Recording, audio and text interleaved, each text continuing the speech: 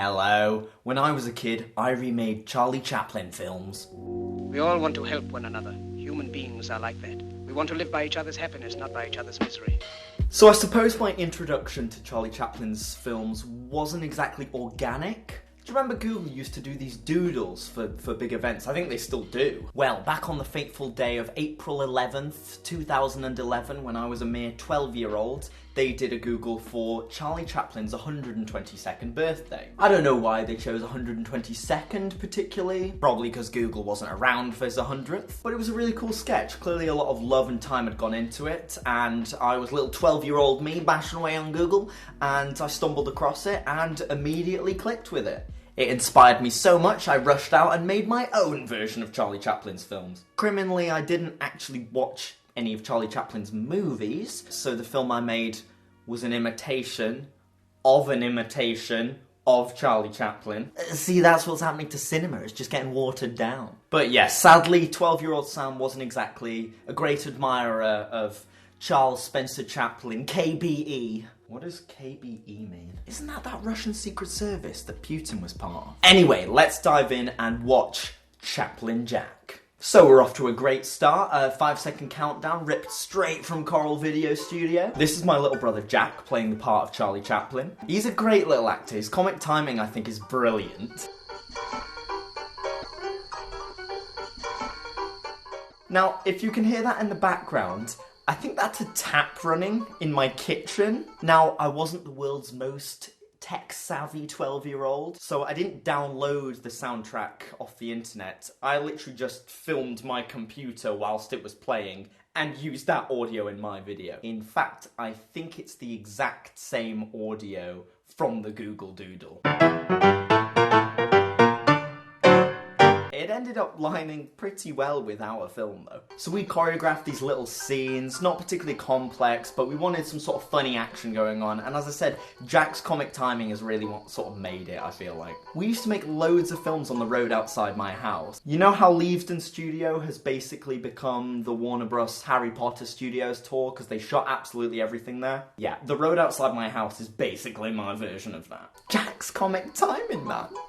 I don't think I was that good. I think I'm better behind the camera these days. Now, Jack's costumes and props were just things we pulled out of our loft.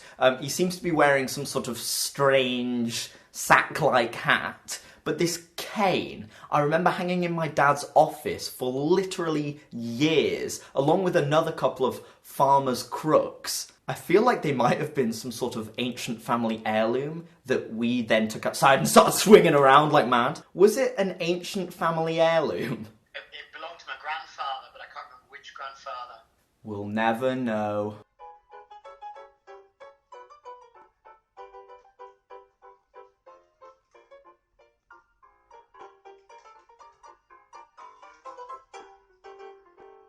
This chase scene is a bit excessive, goes on a little bit. The soundtrack actually lined up relatively well to our video. We didn't intend for that to happen, I just ripped it off the internet afterwards. I actually remember back in year 8 at school in music, we were studying soundtracks, and we were talking about the musical technique of Mickey Mousing. It's basically just where you write music to the actions and movements of the character. And 12-year-old Sam was like, yes, I'm a seasoned veteran at Mickey Mousing. Teachers seemed to be always really interested in all my filmmaking, which covered up the fact that I wasn't very good at school.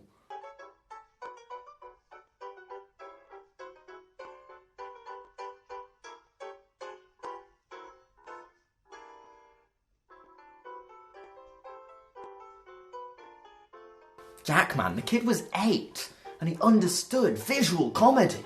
So I like this. Produced by Laura, that's my sister. Now, if my memory serves me correct, she was not there, I just needed to fill out the credits.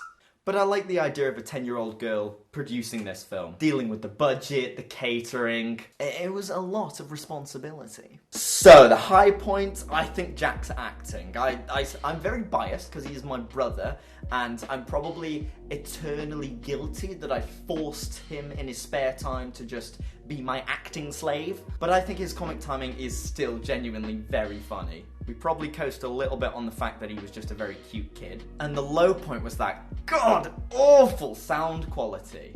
I'm sure I could have found a better way to get that music than just recording it out loud. Or at least I could have politely asked, hey, maybe can we not do the washing up whilst I'm filming this? That wouldn't have been fair, I should have known my place. Well, I clearly did, I just didn't ask them to stop. Yeah, just screw it, the tap's running, it'll be part of the film. The cancel factor, I would say this is pretty woke-proof. The Chaplin moustache is a bit Hitler-like, so let's say Nazi-proof. Antifa. So for a retro rating, I'd give this a 3 out of 5, that seems fair. So, for anyone who doesn't know much about Charlie Chaplin, uncultured swine, I'm kidding, never too late to see a film. Charlie Chaplin was born in London in 1889, began his acting career at the age of 10. What were you doing at the age of 10? Probably noodling around. Okay.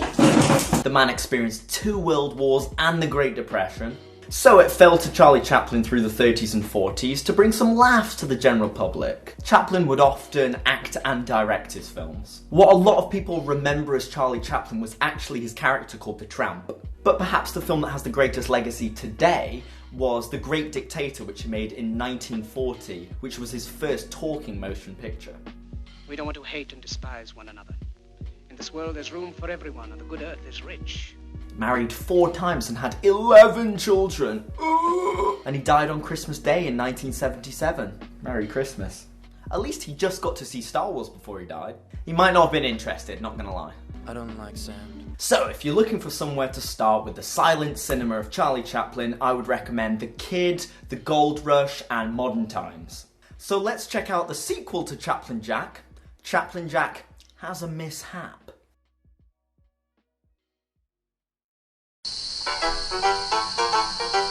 Oh god! The audio's crap again. It's fine. We'll just ignore it. I certainly think the blocking and choreography is vastly improved in this one. The on-screen debut of Mi Madre. The switcheroo of the wallets is a classic gag.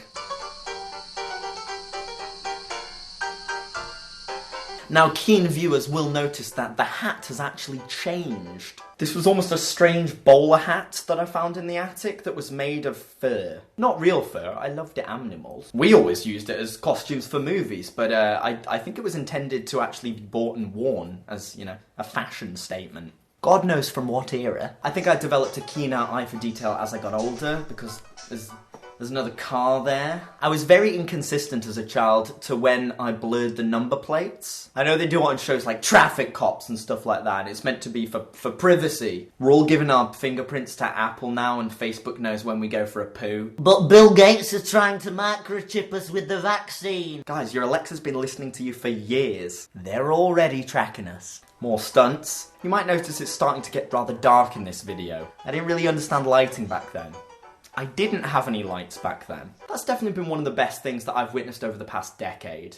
Lights, for example, have got cheaper and cheaper. I remember getting some softboxes as a kid, I bought a red head, and now I'm using LED panels. We're living in the future. What is going on here? I cannot see. This is pretty frustrating, but I was filming this on an ancient Panasonic camcorder. I think the exposure was all automatic, and if it wasn't, I didn't know or care. Did someone just fart? You know what, I think that's my dad blowing his nose in the background. Well, we don't need to cut that, it'd be fine. This is so dark, you can barely see anything!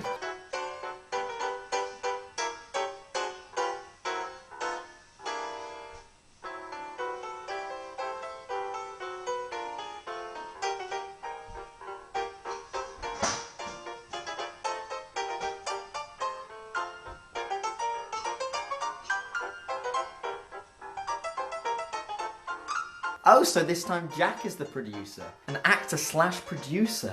A man of many talents. So yeah, I think that was an improvement on the first one. I don't know if I'd say it's particularly funny. The highlight for this one was some pretty funny blocking and choreography. The low light was definitely the low light. Not to mention the sneeze. If you take anything from this video, don't include sneezes in your soundtrack.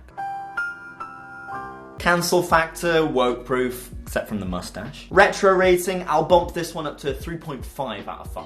If you're doing 0.5s, why don't you rate it out of 10? Ain't none of your goddamn business. So there we have it, my attempts at replicating Charlie Chaplin's movies. It's crude, it's not very good. it's actually quite bad. But I tell you what, I feel like I really learned something from producing these films. Everyone's always banging on about how film is a visual medium, show don't tell. And at the start of the 20th century, you had filmmakers who completely understood this concept because they didn't have any way of telling. Yeah, they'd sometimes use a bit of text on the screen, but mainly they'd have to employ compelling visual storytelling. So I'd encourage everyone to go out and make a silent film. It's a bit of fun, what can you do? But I genuinely believe you will learn something about communicating a narrative just through performances, camera work. I'm not saying the camera work was good in this one. So, as usual, I've linked the videos below if you want to re-experience my father's sneeze or the sound of the tap running in my kitchen. Like and subscribe, share with your friends, foes and family. Toodaloo. The way of life can be free and beautiful, but we have lost the way. Greed has poisoned men's souls, has barricaded the world with hate, has goose-stepped us into misery and bloodshed.